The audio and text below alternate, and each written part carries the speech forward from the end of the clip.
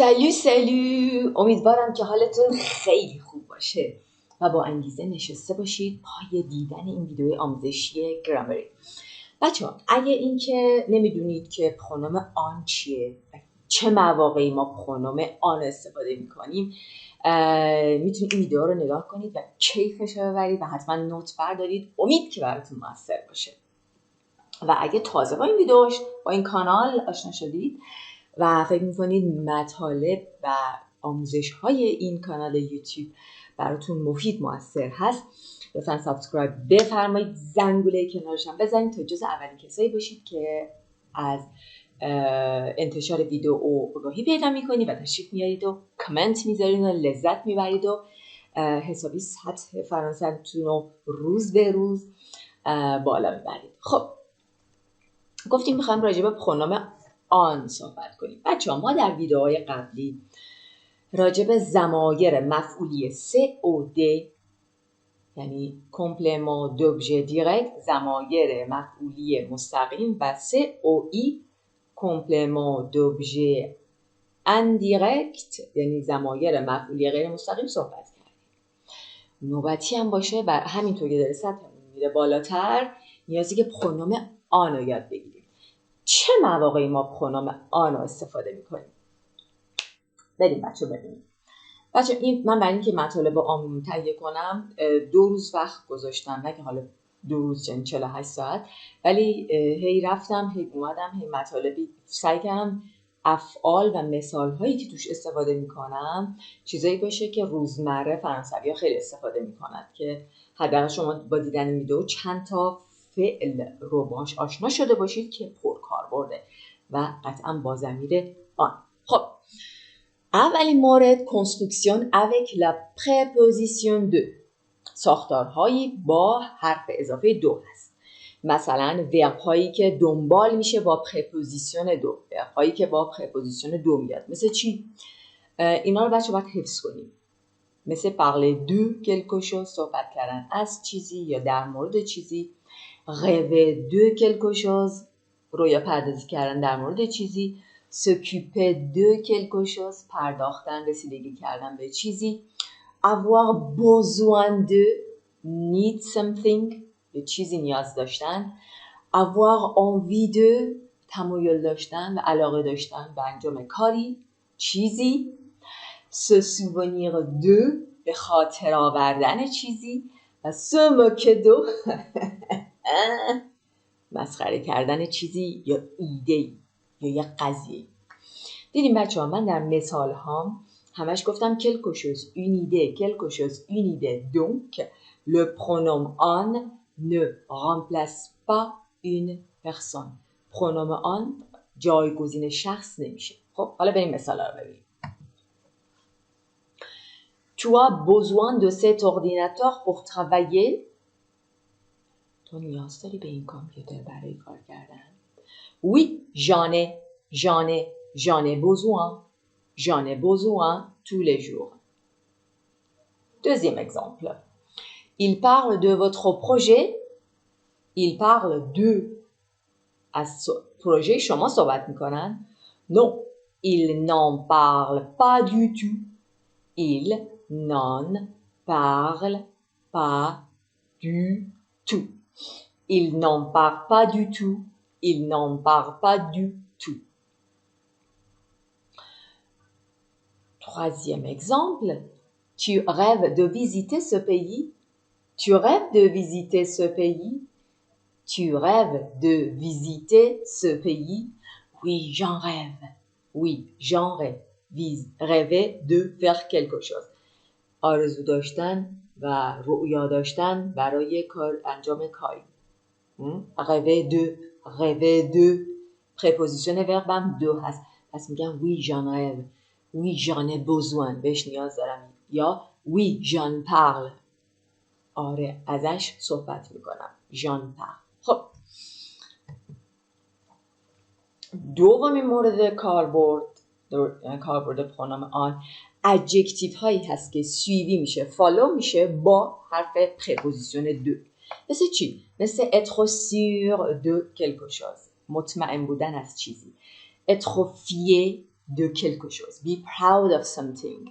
افتخار کردن به چیزی. être content. باز هم de quelque chose. یعنی راضی بودن از یه چیزی، یک ایده، یک قضیه. Exemple. Il est très fier de son résultat. Il est très fier de son résultat. Oui, il en est fier. Oui, il en est fier. Attention, répétez. Il en est fier. Il en est fier. Il en est fier. Et moi, j'aime bien. Oui, j'en ai fier. Oui, j'en suis fier. Très bien. J'en suis fier. J'en suis fier. J'en suis fier. J'en suis فعلا قبل فعل اصلی پرونوم آنی قرار میگیره و به ادامه جمله. J'en suis fier. adjective féminin. I'm proud of this. بهش افتخار میکنم. آخرین اگزامپل از این بخش. On est triste d'entendre cette nouvelle. On est triste d'entendre cette nouvelle. از شنیدن این خبر غمگین هستیم. Oui, on en est triste. On en est triste. On en est triste. On en est triste. On en est triste. خب سومین مورد کاربردش باز هم در ارتباط با پرپوزیسیون دو. به نظر میسه پرپوزیسیون دو خیلی نقش کلیدی در وجود پرونوم آن بازی میکنه. نسبت؟ مگه نه؟ خب ببینیم. آن remplace aussi de plus nom de lieu. حالا بعد دو اینجا اسم مکان میاد. Par exemple, vous venez de l'université. Vous venez de l'université, c'est le verbe venir. Ça veut dire آمدن. شما از دانشگاه میاد. Oui, j'en viens. J'en viens. Et je suis épuisée. خیلی خستم. Deuxième exemple. Ils vont voyager en Espagne. Ils vont voyager en Espagne. Ils vont voyager en Espagne. اینجا بچه میبینید واژه بعد فعل واژه دو ندارم، بلکه دارم به اونا میخوان مسافرت کنن به اسپانیا. کلا اگه در مورد زمان در مورد مکان هم صحبت کنیم، حالا اینجا دو نداره فعلمون، ولی در اکثر موارد ما میتونیم پرونوم ایفقه رو جایگزین کنیم. Oui, ils vont y voyager cet été. Ils vont y voyager. Y voyager cet été. Ils vont y voyager cet été. Je vais y voyager cet été. Je vais من قصد دارم y voyager سفر کنم به اونجا cet été. Je vais y voyager cet été. Je vais y voyager cet été. الهی آمین. خب بچه برسیم به پرونوم، به مواردی که پرونوم آن جایگزین کانتیته میشه. کانتیته که بازم توش دو هست. اون زیر میام. جایگزین یک مقدار میشه. یعنی چی؟ Voyons les exemples. Ça va être plus clair. Vous prenez de la salade. Vous prenez de la salade. سالاد میخورید؟ نگفتیم چقدر. بچه اینجا از ارتیکل پارتیتیف استفاده کردم. De la salade. از ارتیکل پارتیتیف. حتما میدونید ارتیکل پارتیتیف چیه؟ در یکی از ویدیوها در مورد حروف مقداری، تو فارسی بهش میگم مقداری اما هم پارتیتیف، ضمایر ببخشید حرف ارتیکل پارتیتیف یا مقداری که مقدارش نامشخصه. دولا برای فمینان، دی برای مسکولان، دولا پس خب برای اسمی که با وایل شروع میشه. حالا توضیحات بیشتر میتونید در اون ویدیو ریسرچ کنید و پیدا کنید. Vous prenez de la salade? Oui, j'en mange tous les jours. J'en mange. Manger de la salade بوده. من سالاد میخورم. Some salad. Some salad. پس به جای مقدار دو la salade میتونم آن بیارم. من از اونا میخورم. J'en mange. J'en prends tous les jours. Deuxième exemple. Vous buvez du lait. Vous buvez. شما شیر می نوشید. Vous buvez du lait? Oui, j'en bois tous les matins. J'en bois tous les matins. من هر روز صبح از اونا می نوشم، یعنی شیر می نوشم. j'en bois tous les matins. j'en bois j'en bois j'en bois.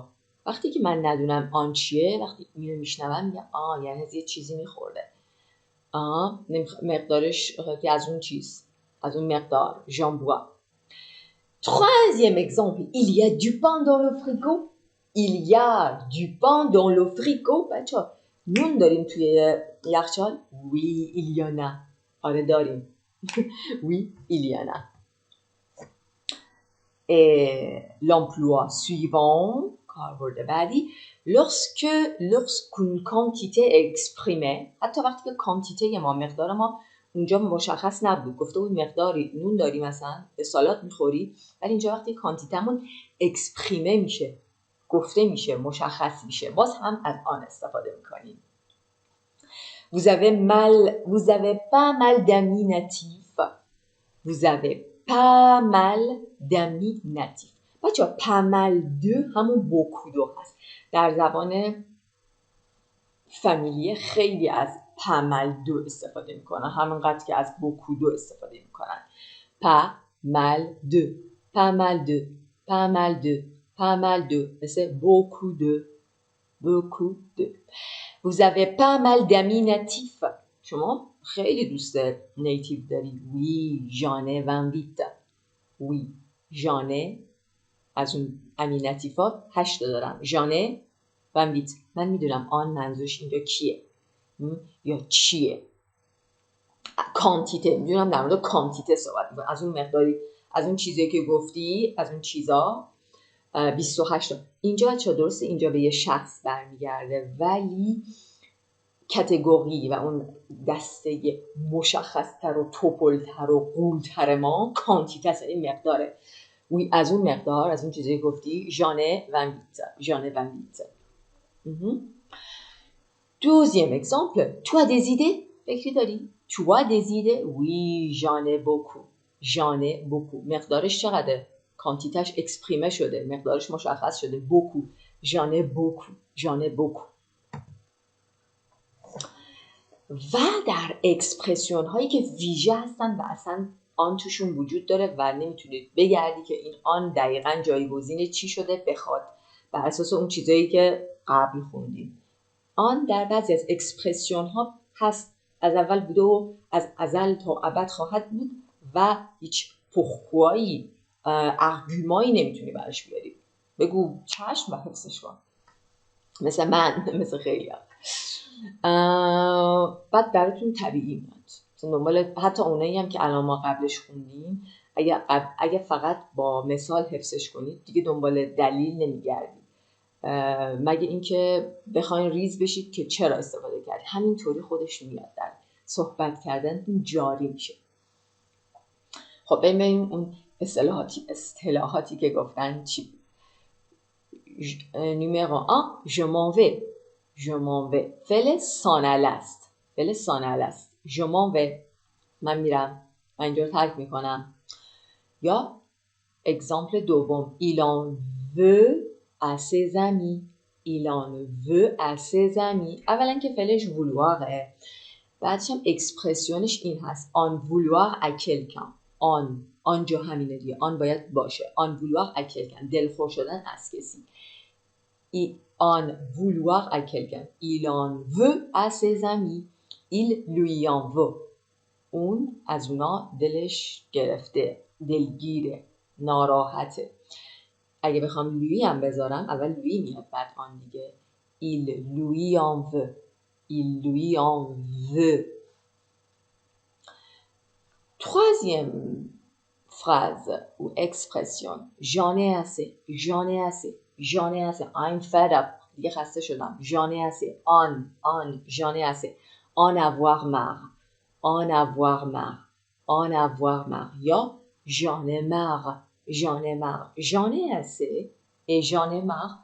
ces deux phrases sont synonymes. هر دوتاشون هم معنیه و توی هر دوتاشون آن وجود داره. j'en ai marre. j'en ai assez. j'en ai assez. j'en ai marre. 5 je n'en peux plus. بچه ببینید تلفظو. je n'en peux plus. je n'en peux plus.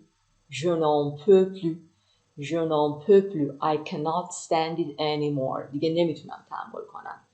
Je n'en peux plus.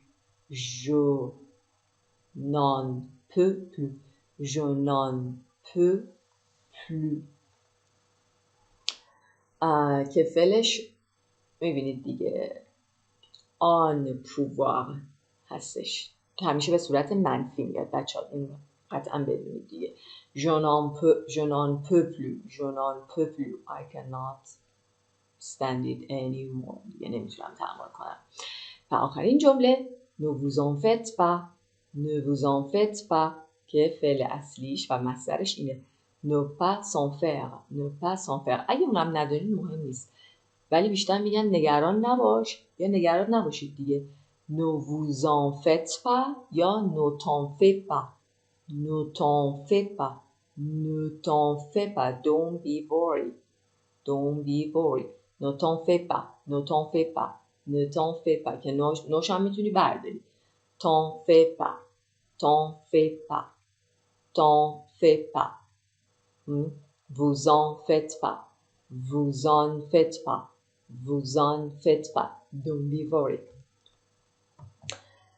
خب بچه ببین چی کار کردم. اومدم 4 جمله کوچولو نوشتم که شما بیان نگاه کنین و بر اساس این ویدئوی آنچه که یاد گرفتید تصحیحش کنید یا جواب بدید. حالا اینجا گفتم corrige les phrases suivantes.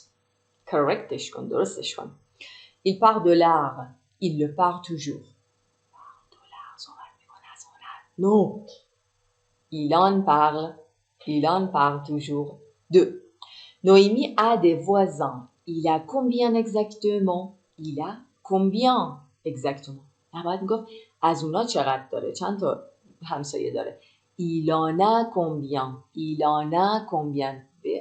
اون داره همسایه، چند تا همسایه داره، چند تا کانتیته است، بس کانتیته است. il en a il en a il en a il en a combien? il en a combien? 3. Elle a accepté un poste. Elle est contente. فارسیه. اون یک پستی رو پذیرفته و خوشحاله. از اون قضیه خوشحاله. چی میگن؟ Elle en est contente. Elle en est très contente. Elle en est très contente. Elle en est très contente. Je m'en vais. جواب گفتم. Je me vais. Je me vais. Je me vais. نه. Je m'en vais. Je m'en vais. این از اون اکسپرسیون ها، اصطلاحات فیژه و فیکس بود. je m'en vais. من میرم. je m'en vais.